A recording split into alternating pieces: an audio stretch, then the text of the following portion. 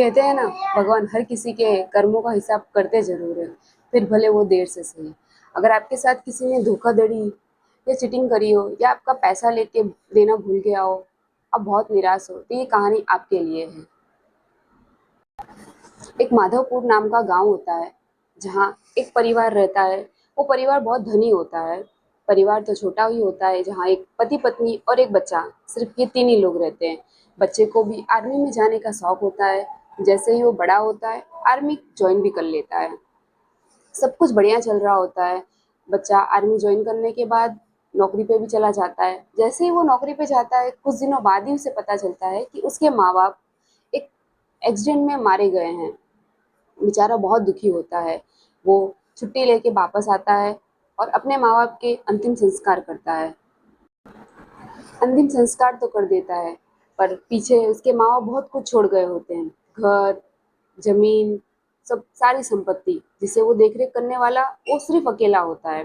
पर उसे तो आर्मी में देश की सेवा करने का शौक होता है। इसके लिए वो सारी धन संपत्ति उस गांव के एक छोटे से व्यापारी को सौंप देता है और कहता है कि जब मैं रिटायर होके आऊंगा तब मुझे ये आप वापस दे देना। उसकी देख रेख उस व्यापारी के हाथ में देके वो लड़का वापस अपनी नौकरी पे चला जाता है। धीमे धीमे वक्त बीतता है। वो व्यापारी उस लड़के की सारी जमीन जायदाद धन संपत्ति की देख रेख अच्छे से कर रहा होता है। उसी बीच बॉर्डर पे एक बार युद्ध छिड़ जाता है। उस युद्ध में उस लड़के की भी नौकरी लगी होती है। वो लड़का एक अच्छा घुड़सवार होने की वजह से उसे एक घोड़े के साथ उस बॉर्डर पे युद्ध करने के लिए भेजा जाता है। पर वो घोड़ा उसके साथ गद्दारी कर जाता है और वो दुश्मन देश की सेवा में घुस जाता है, जिसकी वजह से उस लड़के की मृत्यु हो जाती है। इधर वो व्यापारी जैसे ही सुनता है कि उस लड़के की मृत्यु हो गई है, वो बहुत खुश हो जाता है, क्योंकि वो सारी धन संपत्ति जमीन उसकी हो जाती है, जिसका आगे कोई मालिक नहीं होता है। फिर वो धारी धन संपत्ति वो खुद ही वापरने लगता है और उसे वो खुद रख लेता है। कुछ दिनों बाद उस व्यापारी के घर में एक पुत्र का जन्म होता है। वो व्यापारी उसे बहुत प्यार करता है, उसे इसकी हर एक इच्छा को पूरी करता है। धीमे धीमे वो बच्चा बड़ा हो जाता है। व्यापारी उसकी बहुत धूमधाम से बहुत ही अच्छी तरीके से शादी कर देता है। शादी करने के कुछ महीने बाद ही वो लड़का बीमार हो जाता है। वो इतना बीमार हो जाता है कि व्यापारी उसे हर जगह दिखाता है, उसके पीछे बहुत खर्चा कर देता है, अपनी सारी धन संपत्ति उसके बीमारी को ठीक करने में लगा देता है, और फिर भी वो लड़का ठीक नहीं हो रहा होता है।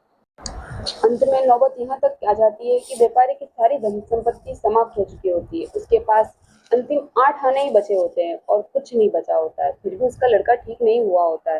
डॉक्टर भी जवाब दे देते हैं कि अब ये ठीक नहीं होगा। इस वजह से व्यापारी एकदम हताश निराश होके अपने बेटे को घर लेके आ रहा होता है। शायद उसने मान ही लिया होता है कि अब मेरा बेटा कभी ठीक नहीं होगा, पर वो फिर भी भगवान से प्रार्थना कर रहा होता है कि भगवान कोई तो मेरे बेटे को ठीक कर दे। ना ही उसके पास कोई धन संपत्ति बची होती है, ना ही कुछ, पर फिर भी उसे एक उम्मीद होती है कि भगवान शायद कहीं से सुन ले और उसके बेटे को ठीक कर दे। उसी समय उसके सामने एक पंडित आते हैं। वो उस पंडित को अपनी सारी कहानी सुनाता है, अपने बेटे की बीमारी के बारे में बताता है। वो पंडित उसे बताते हैं कि हाँ, नजदीक में ही एक वेद है जो शायद तुम्हारे बेटे को ठीक कर दे। ये सुनते ही वो व्यापारी बहुत खुश हो जाता है और तुरंत ही अपने बेटे को लेके उस वेद के पास जाता है। जैसे ही व्यापारी अपने लड़के को लेके वेद के पास आता है, वेद उसे चेक करते हैं और चेक करने के बाद उसे कुछ जड़ी बूटी पिलाते हैं। जड़ी बूटी के पीने के बाद ही वो लड़का कुछ समय के अंदर ही वहाँ स्वस्थ होने लगता है। ये देख वो व्यापारी बहुत खुश होता है और उसके पास जो अंतिम बचे 8 आने होते हैं वो भी उस वेद को दे देता है। पर कहते हैं ना, भाग्य का लिखा कोई मिटा नहीं सकता। कुछ ही समय के बाद वो लड़का वहीं मर जाता है, दम तोड़ देता है। ये देख के व्यापारी बहुत गुस्से में आ जाता है कि इस वेद ने मेरे बच्चे को क्या खिला दिया, वो पंडित ने मुझे कहाँ भेज दिया कि मेरा बेटा कम से कम तब जिंदा तो था, यहाँ आके या जड़ी बूटी खा के वो तो मर ही गया। इस तरह से कह के वो बहुत रोने लगता है और वो बहुत पंडित के ऊपर गुस्सा करता होता है। वो व्यापारी ये सब कह के रो ही रहा होता है कि उसी वक्त वो पंडित वहां आ जाते हैं। वो पंडित कहते हैं, किस बात का रो रहे हो व्यापारी, ये तो वही लड़का है जिसका तुमने कुछ वर्षों पहले धन रख लिया था। इसका जन्म ही अपने धन को वापरने के लिए हुआ था। जन्म से लेके अभी तक में इसने अपने हिस्से का सारा धन वापर लिया। ये 8 आने भी उसके हिस्से के ही थे, जिसे वापरने के लिए वो तड़प रहा था। यहाँ वेद के पास आके उस 8 आने की जड़ी बूटी खा के उसको सुकून मिल गया और वो चैन से मर गया।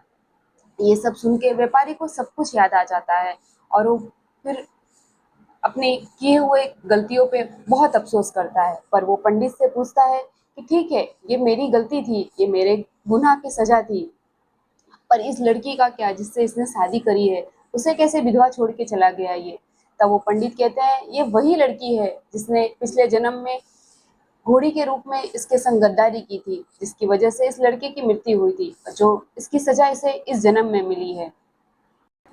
ये छोटी सी कहानी हमें यही सीख देती है कि हमें हमारे कर्मों का फल आज नहीं तो कल भगवान किसी न किसी रूप में जरूर देते हैं।